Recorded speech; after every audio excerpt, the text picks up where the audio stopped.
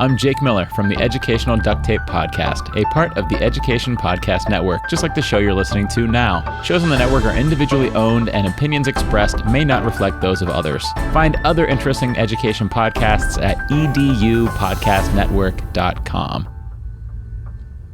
Hey there, Burned-In Teachers. Welcome to episode 103 of the Burned-In Teacher Podcast. In this episode, I'm going to share with you my 10 biggest mistakes that not only contributed to my burnout, but kept me there for way too long. Let's dive in.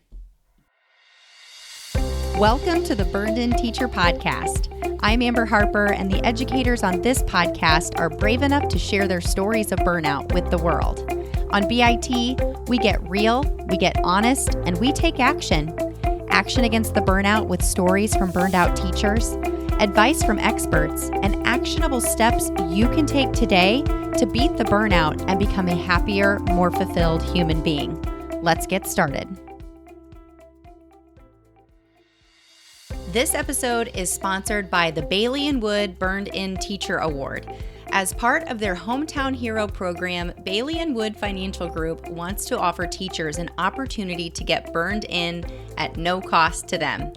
Each month, Jeremy High of Bailey & Wood Financial Group will award one nominee a $100 Visa gift card to treat themselves to a little self-care and a full scholarship to join the next cohort of the Burned-In Teacher Mastermind. And hey, if you're burned in already, you can gift your scholarship into the mastermind to a teacher friend who you think could use the support of a community of educators who are dedicated to helping each other to grow through their burnout and continue teaching. To nominate yourself or a teacher friend for the Bailey & Wood Burned-In Teacher Award, go to burnedinteacher.com/nominate and tell us a little about you and this burned-in teacher who could use a little extra something special in appreciation of their service as a teacher. Let's celebrate our hometown heroes together. Burn on. Hey there, Burned-In Teachers. Thank you so much for tuning in to episode 103 of the Burned-In Teacher Podcast. One part burnout and all other parts action, inspiration, and support for teachers dealing with burnout. I'm your host, Amber Harper, and I empower burned out teachers to believe that they deserve and can achieve a happier and more fulfilled career and life with my 8-step burned-in process. And today is no different. I'm going to get down and dirty and pretty vulnerable in sharing with you the 10 biggest mistakes that I have made, not only in my teaching career, but in other areas of my life that not only contributed to my burnout, but really kept me stuck at that rock bottom place that eventually led to a really emotional and public breakdown in front of my teacher friends. So I'm not going to waste any time. I'm going to jump right into these mistakes because whether you're burned and over it, burned and unbalanced, burned and bored, or maybe something is just now starting to feel off, and maybe that's how you found this podcast, I know that time is of the essence. I am no stranger to how difficult things are right now in the education profession. I mean, things were already hard before COVID, and then COVID came along and was like, hold my beer, watch this, right? So it's times like these that we can use as an opportunity to really reflect on what we are doing to either make the problem better or make the problem worse. And in my case, I can tell you with 100% certainty that I made my problems, my challenges, my hardships, different crises that I went through in my teaching profession of 12 years that made my situation worse for me. And even in some cases, worse for the other people involved because I didn't do what I needed to do, which was when I was challenged with burnout, I needed to change one of two things, if not both. And in my career, I have changed eventually both. But one of the things you have to change, and I didn't know this when I was suffering so badly with burnout, but you first have to change yourself. And that can be kind of ouchy, all right? That can be kind of gut check. Like, Amber, what do you mean I have to change myself? You would not believe the shenanigans that I'm dealing with on a daily basis. Listen, I get it. There's no judgment. I'm not pretending that your current reality was like my past reality, okay? This is not a comparison game. And I think that's one thing that we can actually do better, is to not compare our stories to other people and start to, compare the difference between how bad your situation is to how bad mine is or was. And what kind of inspired this episode today is not only the hardships that I'm seeing people go through and the things that I'm seeing posted online, but in Hacking Teacher Burnout, I wrote, if you're looking for a manual about becoming someone you're not to please people you don't like in a place you hate being, then this isn't the book for you. Hacking Teacher Burnout and this podcast, all right, isn't about faking life as you smile through your misery. It's about perspective, mindset, vision, and small steps that you can take daily to create a happier, more fulfilled life on your terms. Let me say that louder for the people in the back. To create a happier, more fulfilled life on your terms, no matter what the challenge or crisis.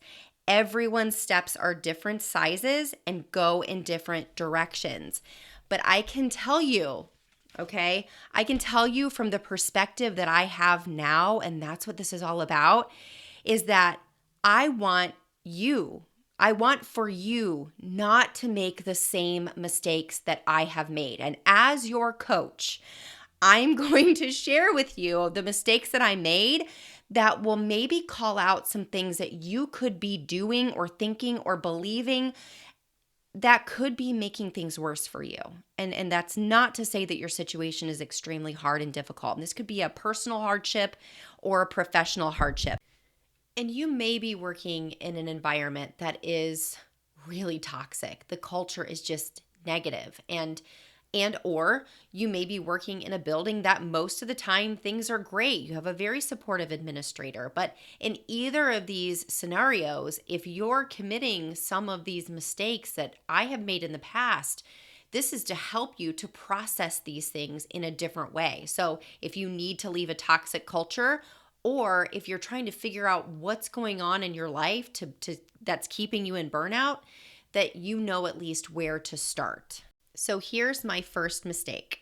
When I was really challenged, I looked at my immediate circumstances as my sentence and my forever.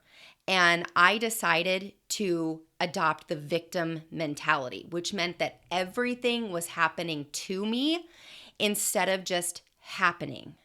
And I did not look at this as an opportunity to rise above it or to seek solutions or to focus on what I wanted for myself. And we're going to come back to this because there's a reason that I didn't focus on what I wanted for myself, okay?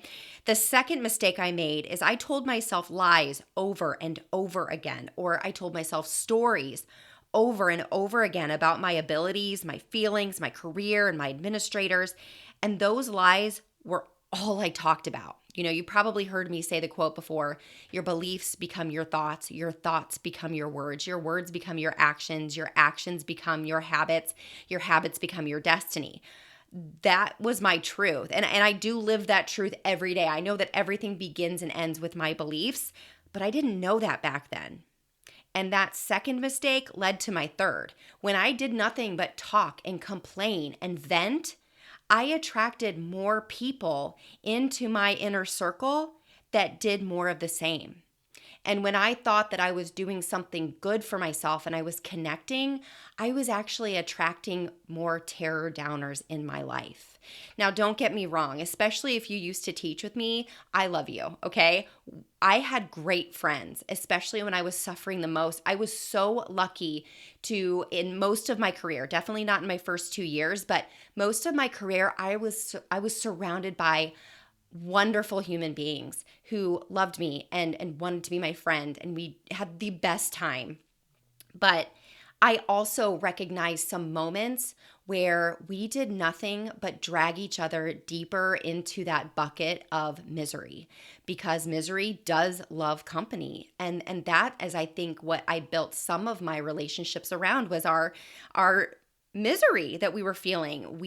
It was more fun to feel miserable together and not change anything. And it also came out in how we tried to solve our problems, which was not productive for anybody. The fourth thing that I did that was a huge mistake that contributed and kept me in burnout was I was only aware of challenges and problems and I tried to control everything.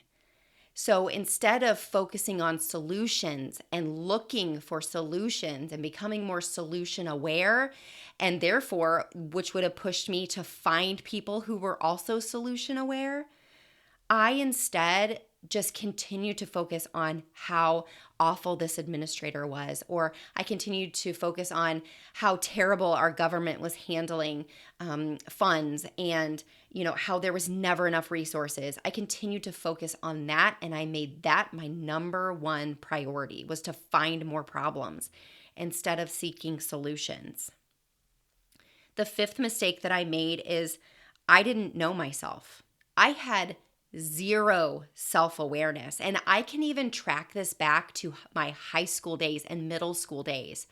I look at the challenges and the problems and the hardships that I had in middle and high school, and I just shake my head, because now as an adult, I have the perspective of this girl who was loud and obnoxious and caused problems for herself because she didn't know how to check herself, and she didn't have the guidance that she needed to look at things from other people's perspective and to know when I needed to check my opinions at the door, and to have the mental strength to not let the way other people behaved or the way other people thought to not be my behavior and not be my thoughts and my beliefs. And although as an adult, I have had the opportunity to obviously grow up and learn more about other people's perspectives and how to work with others, I carried those habits that I created as a middle and high schooler into my adult life. I carried that into the workplace, and I never had anybody have the conversations with me that I needed to have in order to look inwardly and become more self-aware, so that I knew how to appropriately address my challenges or to appropriately advocate for myself and others. The sixth mistake that I made is I never spent time in silence. I was always go, go, go. And if you know me personally, you know that I am just a go, go, go kind of person. But especially through this work, and when I dove into personal development back in 2014, I learned the importance of silence. And I've only really kind of started to explore meditation in the last year, maybe year and a half.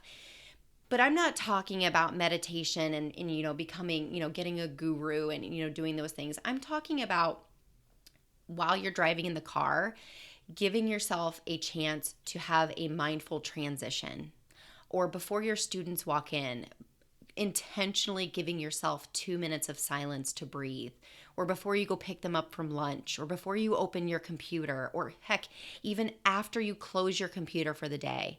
Allowing your mind space for silence and a chance to process and to just breathe. That was a huge mistake that kept me where I was for quite a while. The seventh biggest mistake is I tried to do it all because, of course, I was the only one who could do it right. I was doing it the best, and I didn't think anybody else could handle it. And I did that in several different parts of my life whenever I was going through burnout. I carried the burden of everything because I felt like I was the only one who could handle it. I had this grandiosity about me that, I was the best and I was the only one that could lead this committee or do this thing that needed to be done. And that belief only added to problem number 5 because I wasn't self-aware enough to know that I not only couldn't do it all, but that I shouldn't tell myself that I'm the only one that can do something. The 8th biggest mistake is I had no idea what the heck I even wanted. And for a long time, I didn't know what I wanted, especially out of my career. And I was happy to say, and I knew when I entered the classroom in 2007, 2006, that I didn't see myself as being a teacher for my entire career in education. I love change too much, and I love to set goals for myself. But when I got into the classroom, and was ready for a change. I had no idea. I had never spent enough time truly exploring what I wanted from my career in education to even know what next steps to take. I got my master's degree in 2013 simply because they were cutting off in Indiana, they were cutting off the pay raise that you would get for having a master's degree. And I wanted that pay raise. Like that was my only motivator. I got my master's in education, which if you know anything about getting a master's in education, it doesn't offer you a whole lot more opportunity outside of the classroom. So I was doing things knee jerk. I was always rushing, and I certainly didn't have a plan because I didn't even know where I was going. And so that's where I started to kind of go through the motions, and that was a huge part of my burnout because I'm very goal oriented, but I was telling myself that those lies, if you go back to that mistake number 2, I told myself that you should be grateful. This is where you are, and this is where you need to be happy. The 9th biggest mistake is I never took time to write, reflect, or dream. And, obviously that contributed to problem number 8, that mistake number 8, because I never, again, and actually that goes to mistake number 6. I never gave myself the space to reflect on my week and to think about what I wanted in 3 months or a year or 3 years from now. My form of writing was just making an endless to-do list. No matter what there was to do, I would put it on a list, and I felt like that was what we did to write, was just to make to-do lists. And to-do lists are great. I mean, I have a to-do list right now on my computer and right next to me sitting here at my desk. But that is so different than writing about what you're grateful for, or writing about, making a plan for how I'm going to take small steps toward my goals, or planning backward from my ultimate goal that I have for myself and thinking about how I'm going to get there over the next few months and weeks and even days. And finally, the 10th biggest mistake that I made that really did contribute to the other 9 is I settled for burnout and misery as my reality. And I literally told myself, this is just the way it is. And I told myself this for several reasons. One of them being that when I asked for help, when I vented, I was met with more venting. I was met with, oh yeah, well, listen to this, or this is the way it's always been. Whether that's a specific situation in the school I was working, or if it was, talking about education as a whole. I settled for that. I sort of sentenced myself to this as my reality forever. And when I see tweets and Instagram posts and posts on Facebook about how teachers are leaving the entire profession of education, or how they are, I see the reason that people join the Burn In Teacher Facebook community, or, why they take the quiz. I just wonder, have they taken the time to do what I never did, which was just simply stop. Just stop. Stop what you're doing.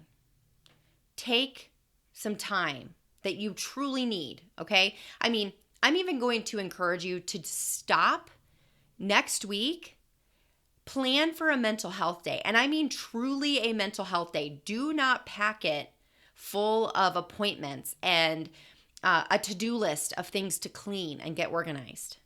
Spend the day as a true mental health day. And I have some questions I want to ask you. And if you can't take an entire mental health day, which I truly believe you can, if you can't, then I want you to do this for me. Look at your calendar and block 30 minutes to an hour every day for the next 5 days. And I can see you right now. You're shaking your head. You're saying, I can't. You have to.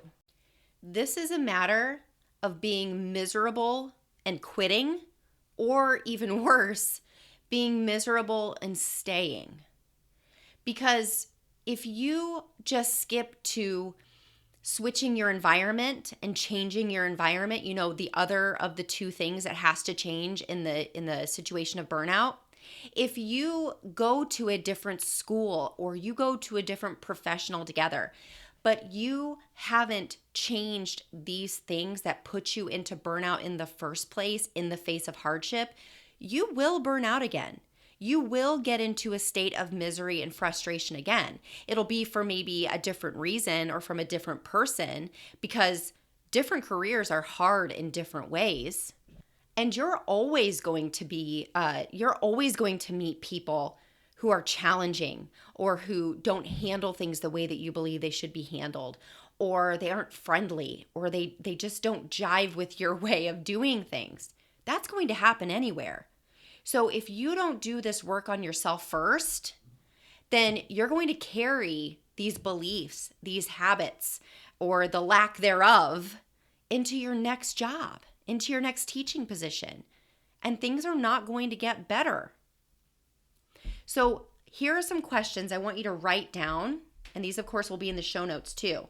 But when you take your mental health day, or when you block out the next, few days for half an hour or an hour, I want you to answer these questions. And I want you to answer these same questions over and over again over several days if you're coming back to this over and over again, because the more you do it, the deeper you will think about it, okay? So the first question is, what do I want? What do I want? And not just out of your career, what do you want? Does it have to do with your family? Does it have to do with yourself? Does it have to do with your career? Does it have to do with where you live? What do you want? I'll never forget the day that my husband asked me that question. We were standing in our kitchen. Amber, what do you want? I'll do anything. I'm just so tired of seeing you sad. The second question is, why? Why do I want that? What's my why here? Why do I want this? Why is this important to me? All right. The third one is, how can I get it? How do I get there? What do I need to do? Like, what is the ultimate thing that has to happen in order for me to get this thing? The next question is, who can help me? Burn-in teachers, you can't make significant changes in your life by yourself. Not only is it harder, it's way less fun. So who can help you? All right? Who can support you? And finally, what's your next step? If you have this thing that you want and you know why you want it, how the heck are you going to get there? Now, as you ask yourself these questions, and I don't just want you to ask yourself these questions in the car if you're driving, or to yourself if you're walking right now, I want you to be intentional. Go to the show notes, okay? Go to burnedinteacher.com, click on podcast. It'll be episode 103. Write these questions down and just brain dump the crap out of your answers. Just dump everything down, okay? Once you do that, find somebody to talk to. And if you don't have anybody to talk to that will build you up and encourage you and support you, I want you to go to the Burn-in Teacher Podcast Facebook community, okay? Go in there and post. Ask for help and share your answers with us if you're comfortable. Go to facebook.com/groups/burned-in-teacher. And we want to hear from you. This is where the conversation happens, all right? Second of all, if you want help doing way more than what I just encourage you to do to move through the mistakes that you may be making that are contributing to your burnout and making it worse and keeping you stuck in that sentence, I want you to go to burnedinteacher.com/waitlist. I will be opening the doors to the Burned In Teacher Mastermind at the end of April, and there's so much goodness to come even before I open the door. So I don't want you to miss a thing. So I want you to get on that wait list and get on my email list if you're not already, so that we can work together to help you to gain some clarity and set some boundaries around these things that you want, or even, heck, to help you gain some clarity in the first place and to decide what you even want. Okay, so go to burnedinteacher.com/waitlist and you'll hear from me very soon. And listen, if you do nothing else with what I shared with you today, here's one thing you can do. Stop. Get quiet. Allow yourself at least 1 minute of silence a couple of times a day. just stop. Take some deep breaths. All right, and I want you to take a deep breath now because you just took another step to becoming a burned-in teacher. Burn on. If you enjoyed today's podcast episode, you can head over to burnedinteacher.com where you can access the entire vault of Burned In Teacher podcast episodes and more information about ways I want to help you go from burned out teacher to burned in human. If you enjoyed today's episode, I would be so grateful if you would head over to iTunes and leave a review and a rating about the Burned In Teacher podcast. Until next time, take a deep breath because you just took another step to becoming a burned in teacher. Burn on.